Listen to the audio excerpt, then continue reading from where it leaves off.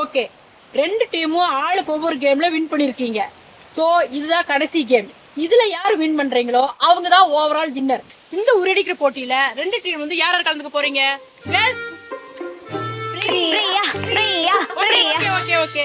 Teachers இருங்க எதுக்கு நீங்களே வரீங்க சும்மா சும்மா? போன கேம்ல இவங்க வின் பண்ணிட்டாங்களே, ஸ்ட்ராங் பிளேயரே வச்சு விளையாடி ஜெயிக்கலாம்னு பாக்குறீங்களா? அதெல்லாம் ஒத்துக்க முடியாது. கேளுங்கடி, கேளுங்க. முடியாது மிஸ். சரி எல்லாம் அமைதியா இருங்கடி.